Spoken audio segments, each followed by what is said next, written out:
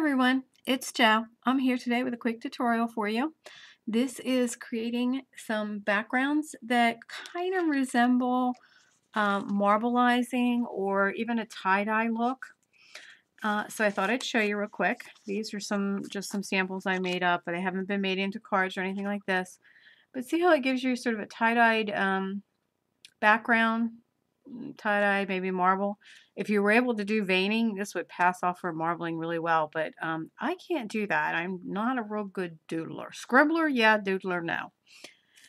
Okay, here's another one. These are just ones I used an old solid stamp to stamp on, just to see what they would look like.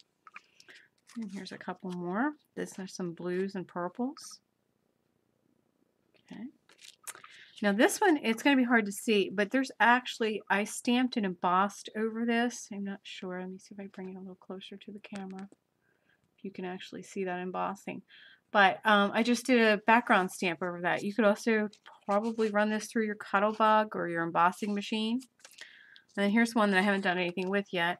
This is done with different greens. This one's kind of neat because I love the way that there's little speckles. And I'm not sure if you can actually see them very well.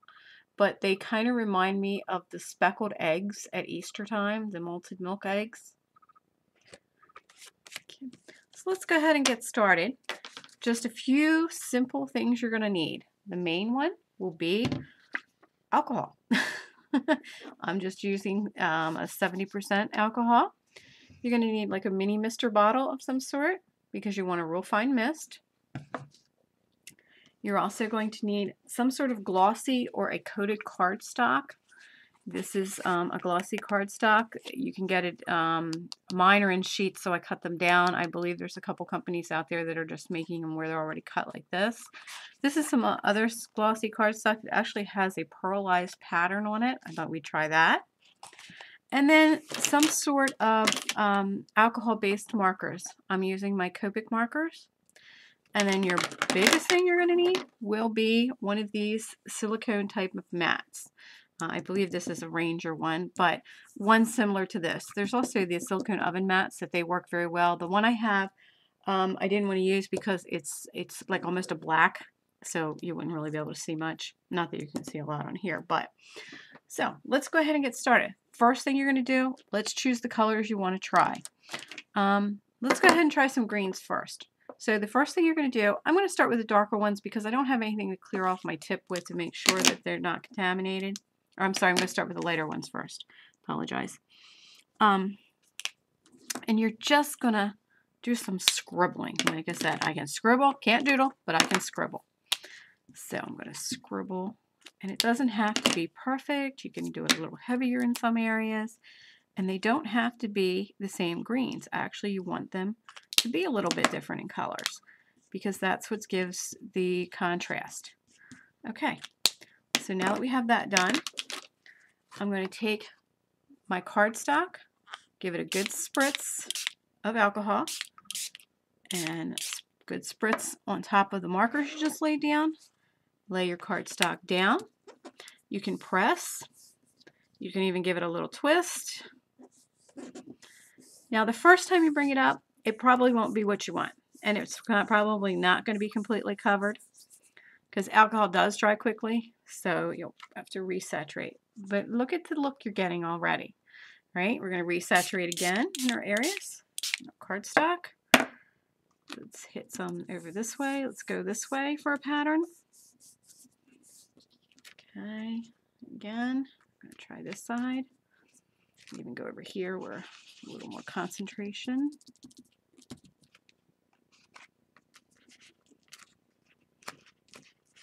So you can see it's just, it just keep playing around. Now I'm going to go ahead and wipe this slightly just to dry it because I'm going to add some more color down on the greens, different greens. Same color greens, just I'm going to do a little bit more. I think I'm going to go a little more with just the darker colors.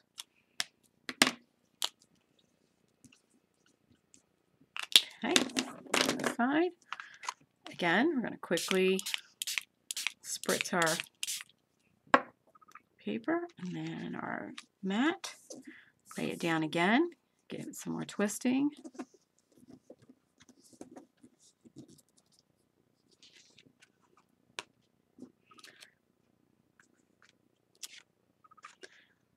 this one, like I said, you're getting those sprinkles or those not sparkles, little speckles.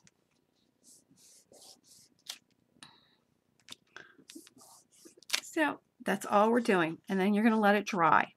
It will look different once it dries. Here's one I did earlier with blues, and it actually has a lot of the speckling in it as well. And it's kind of drying now.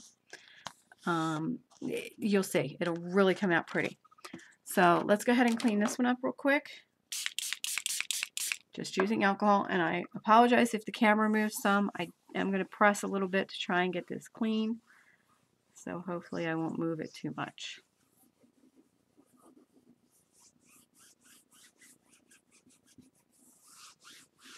Alrighty.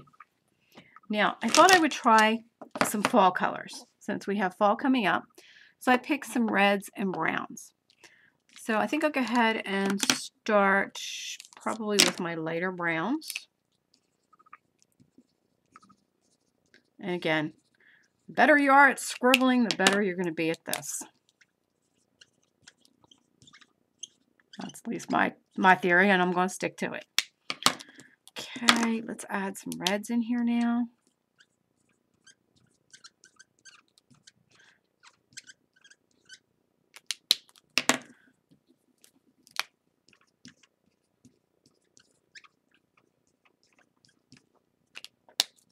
And some browns. This is actually kind of an orangey brown, that's why I picked it. I thought it was kind of neat.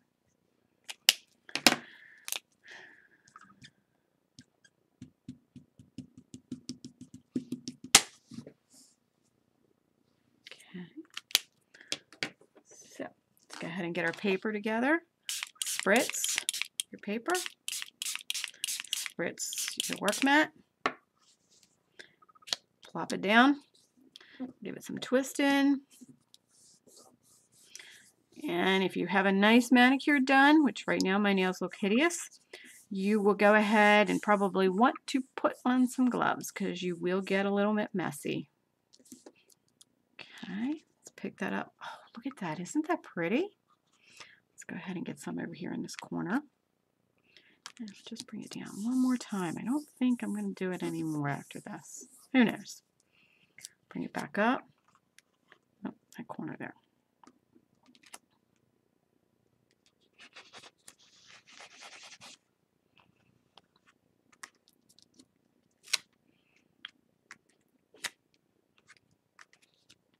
Just because it's fall, I don't really want any white in it. Oh, isn't that pretty?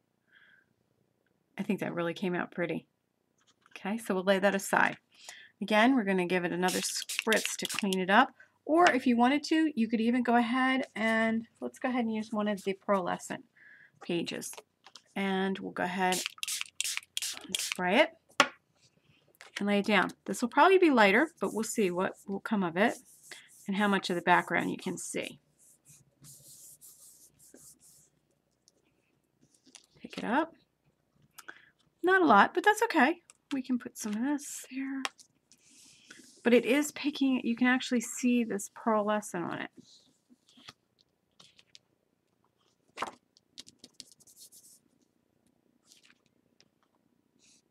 So it kind of colorized it, which is fine.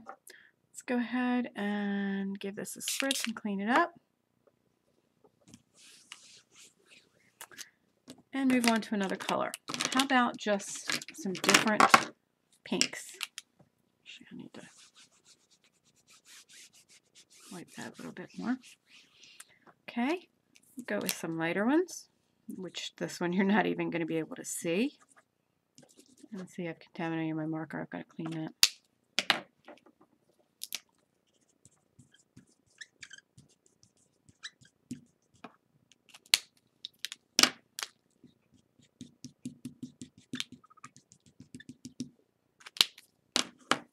Take my paper, spritz this, lay it down, twist.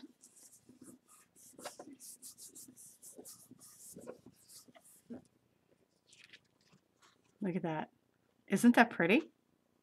Now this I kind of like with the white showing through. Get some of those edges.